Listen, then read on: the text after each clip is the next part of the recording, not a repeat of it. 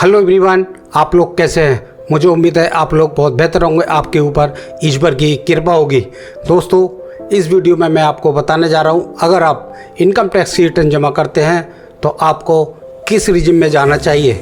आपको old regime में जाना चाहिए या न्यू रिजिम में जाना चाहिए। मैं इस वीडियो में आपको डिटेल से बताने जा रहा हूं। दोस्तों, मैं फरजंद अली और आप देख रहे हैं मेरा YouTube channel tax help by Farzand Ali. तो दोस्तों, आप इनकम टैक्स की रिटर्न जमा करते हैं, आप सैलरीड पर्सन हैं या आप बिजनेस से इनकम है आपकी, या इनकम फ्रॉम हाउस प्रॉपर्टी से है, या आपकी लॉन्ग टर्म कैपिटल गेन है, यानी आपने कोई हाउस बेचा है, या आपने कोई अदर इनकम प्राप्त की है, यानी कोई आपकी इंटरेस्ट वगैरह से इनकम है, तो ये सारी चीज़ें आती हैं इनकम फ्रॉम अदर सोर्सेज में। अगर आप सैलरीड पर्सन हैं और आपको जानना है कि आप ओल्ड रिजिम में जाएं या न्यू रिजिम में जाएं, क्या बेनिफिट रहेगा आपके लिए, तो मैं आपको बता दूं। अगर आप एचआरए मिलता है आपको और आप चाहते हैं एचआरए में डिडक्शन लेना, यानी एचआरए का जो अमाउंट है उसमें एग्जम्पशन मिलती है, वो एग्जम्पशन मिले आपको, या आपने अंडर सेक्शन 80C में इन्वेस्टमेंट किया हुआ है, बच्चों की फ़ीस वगैरह है, या आपने हाउसिंग लोन लिया हुआ है, उसकी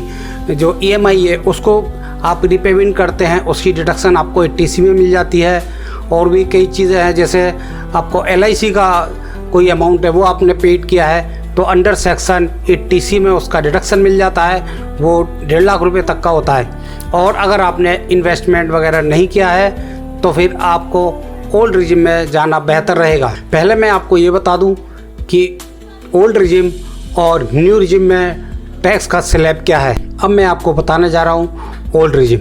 ओल्ड रिजिम में आपको टैक्स किस तरह से लगेगा, तो 2,50,000 रुपये तक आपको कोई टैक्स नहीं देना। 2,50,001 रुपये से लेकर के और 5 लाख रुपये तक आपको 5% टैक्स देना है, और 5,01,000 रुपये से लेकर के 10 लाख रुपये तक आपको 20% टैक्स देना है, और 10 लाख रुपये से ऊपर आपको 30% टैक्स देना है। तो ये टैक्स स्लैब है ओल्ड रिजिम का।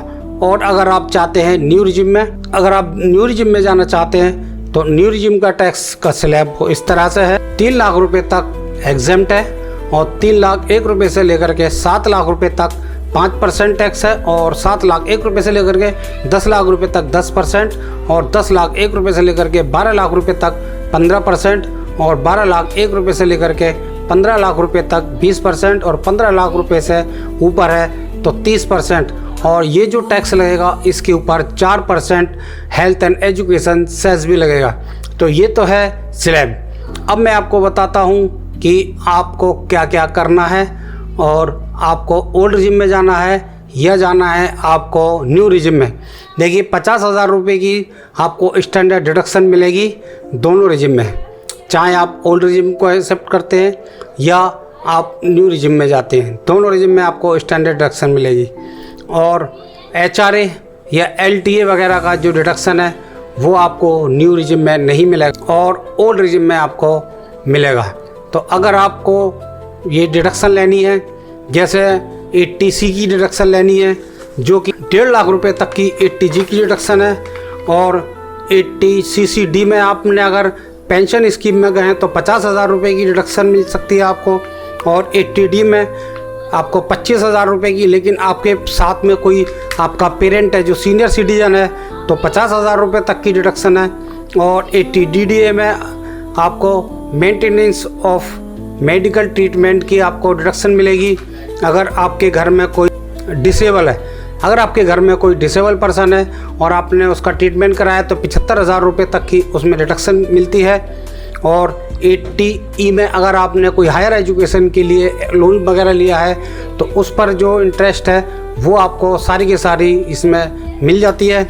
और इसके साथ साथ 80G में डिडक्शन, 80G में डिडक्शन मिलती है अगर आपने किसी को डोनेशन दिया है। और फिर उसके बाद 80GG वो होती है जैसे आप रेंट पर रहते हैं और आपने HRA का क्लेम नहीं किया है तो आप 80GG में उसका डिडक्शन ले सकते हैं अगर आप रेंट पेड करते हैं और आपको HRA नहीं मिला हो, यानी आपने HRA क्लेम नहीं किया। और इसके साथ साथ 80TTA में आपको 10,000 रुपये तक का डिडक्शन मिलेगा अगर आपको इंटरेस्ट मिलता है सेविंग अकाउंट से। तो सेविंग अकाउंट से 10,000 रुपये तक का डिडक्शन आपको यहाँ मिल जाएगा।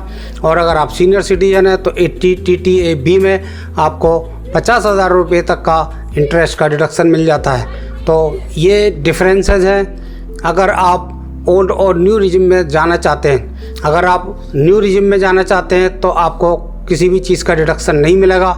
और अगर आपने इन्वेस्टमेंट किया हुआ है, जो चीज़ें मैंने आपको बताई इनमें, तो आपको फिर फ़ायदा रहेगा। अगर आपने इन सभी चीज़ों में इन्वेस्टमेंट कर रखा है। इसके साथ साथ एक और डिडक्शन है, वो है अगर आपने हाउसिंग लोन लिया हुआ है तो हाउसिंग लोन पर जो इंटरेस्ट गई है उस पर 2 लाख रुपये तक का डिडक्शन आपको मिल जाता है। तो अगर आपने इतनी जगह पर इन्वेस्टमेंट किया हुआ है तो फिर आपको ओल्ड रिजिम में जाना बेहतर रहेगा।